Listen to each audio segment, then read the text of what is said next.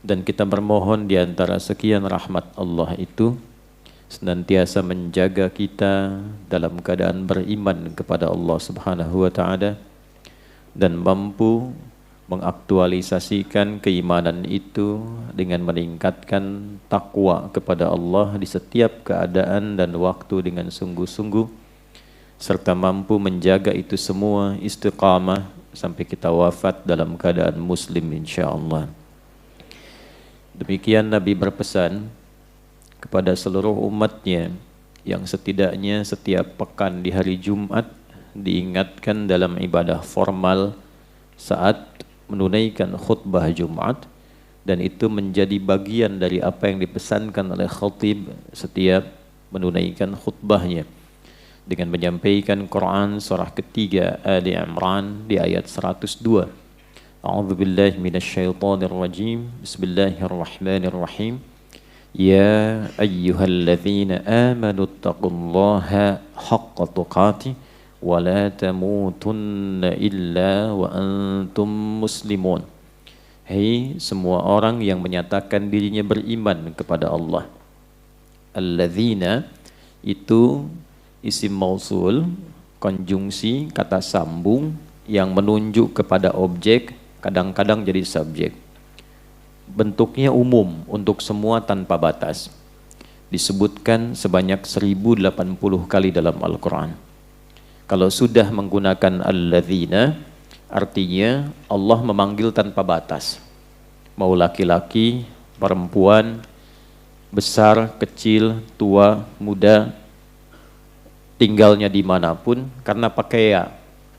Ya disebutkan 361 kali dalam Al-Quran untuk menunjuk semua jarak, yang dekat, menengah, ataupun jauh.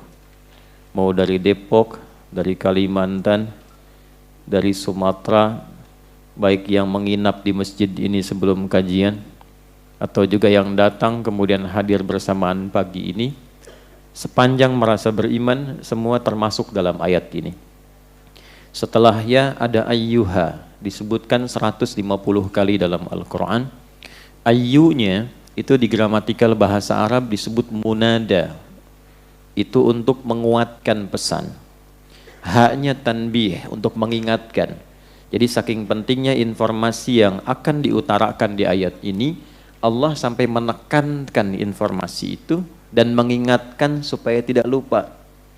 Sebab kalau sudah lupa kan suka nggak inget ya. Nah, makanya ditekankan, dan pengingat ini sepekan sekali minimal sadar untuk mengevaluasi sepekan ke belakang dalam berkegiatan. Jangan-jangan ada satu bagian dalam kehidupan itu yang luput dari keimanan. Karena setiap insan kalau sudah beriman, diingatkan oleh Allah standarnya, ya ayyuhalladzina amanu, kalau sudah menyatakan beriman, standarnya ittaqullah. Maka butuh pembuktian dengan iman itu supaya terlihat bahwa dia beriman. Nah, pembuktian iman itu wujudnya takwa. Jadi kalau kita ingin dikenali sebagai tanda insan beriman, mesti ada bagian takwa yang tampak. Karena takwa itu pembuktian iman. Wujud takwa itu wujudnya beragam. Ada yang terkait dengan Allah, kepatuhan kita kepada Allah.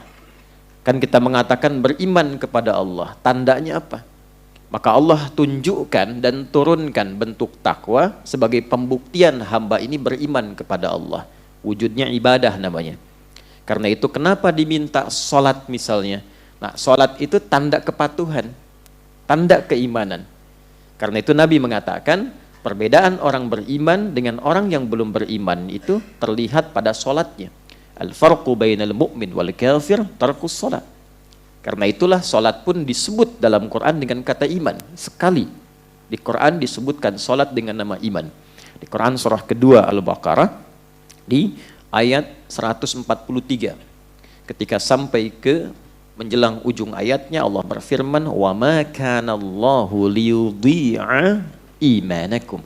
Di situ salat disebut dengan iman. Karena itulah pembuktian takwa pertama, kalimat takwa dan derivasinya disebutkan sebanyak 240 kali dalam Al-Quran.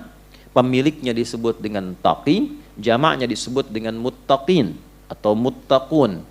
Nah, ketika menyebutkan pemilik takwa dalam bentuk jama' itu, maka ciri khas pertamanya pembuktian iman lewat salat. Al-Baqarah ayat 2-3. Dzalikal kitabu la raiba fihi hudal lil muttaqin. Siapa muttaqin di sini? Ayat 3 pakai alladzina. Alladzina yu'minuna bil ghaib lalu wa yuqimunas shalah. Nah, ini dievaluasi. Jangan-jangan selama sepekan ke belakang ada sholat yang belum tertunaikan dengan baik. Apalagi mengaku beriman tapi tidak sholat. Maka dipertanyakan keimanannya nanti. Katanya beriman, pembuktiannya mana? Nah, ini konsep dasar. Ya, konsep dasar kalau sudah mengaku beriman, yakin dengan Allah, yakin dengan Islam, mesti ada pembuktian. Maka pembuktian pertama, menjaga kepatuhan dan pengabdiannya kepada Allah dan punya hubungan baik dengan Allah. Ini bentuk syahadat yang pertama dalam hal perwujudannya. Jadi ketika Anda beriman, saya beriman, kita beriman, kan mengatakan kalimat iman pembuka itu asyhadu alla ilaha illallah. Nah, kata Allah di situ itu punya dua makna. Satu bermakna uluhiyah, menetapkan ketuhanan hanya pada Allah saja dan menafikan yang lain. Makanya la pertamanya itu menunjuk pada nafi, illanya isbat. Paham? Tidak. Nafi meniadakan sama sekali. Isbat menetapkan satu yang itu. Jadi ketika mengatakan asyhadu alla la ilaha, menafikan semua. Illa menetapkan, ya, selain yang dinafikan itu tetapkan ini saja. Illallah, hanya Allah. Jadi kalau sudah mengatakan asyhadu alla ilaha illallah, artinya komitmen menetapkan Allah saja sebagai Tuhan dan menepikan atau menafikan yang lain. Yang kedua, kata Allah itu bermakna al-ma'budul haq, yang disembah itu saja. Jadi kalau sudah meyakini Allah Tuhan, beriman tanpa ragu, pembuktiannya apa? Maka ma'budul haq, kita sebagai hamba, abid, sembah. Buktikan itu. Nah, lewat apa itu? Itulah yang dimaksud dengan perintah salat.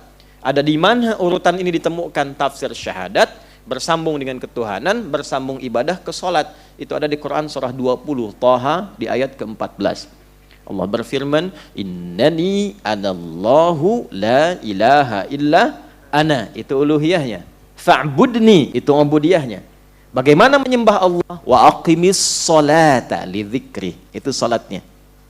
Jelas sampai sini? Nah, saat kita menunaikan sholat, itu pembuktian iman. Nah, kata umumnya untuk membuktikan itu disebut dengan takwa namanya. Karena itulah kalau kita mendengar tiap Jumat, misalnya khususnya yang laki-laki saat Jumatan, perwakilan dari keluarga datang, diingatkan dengan satu ayat, ya ayyuhalladzina amanu, disentuh imannya. Ya, dan bentuknya jama'. Makanya saat datang Jumat, jangan mewakili diri sendiri saja. Itu sebagai perwakilan keluarga. Jadi ketika dikatakan ittaqullah, bertakwalah kepada Allah, bukan hanya ingat diri. Mungkin andanya iya sholat, andanya ke masjid. Lihat istri bagaimana. Bukan istri orang, istri Anda. Hah? Ya, halo? Ya kan? Lihat anak bagaimana. Lihat yang di rumah seperti apa. Kan semua pengen ke surga gitu kan? Semua ingin mendapatkan rahmat Allah, semua ingin diberikan solusi. Maka jaga hubungan baik dengan Allah. Bukankah di rumah tangga ingin samara, sakinah, mawaddah dan rahmah? Bukankah ingin kesuksesan dalam pekerjaan? Bukankah ingin harta yang mencukupkan kebahagiaan? Bukankah kita sepakat semua pemiliknya adalah Allah? Anda menginginkan itu semua, tapi jauh dari Allah. Bagaimana membangun logikanya? Maka jalan yang terbaik dekati Allah.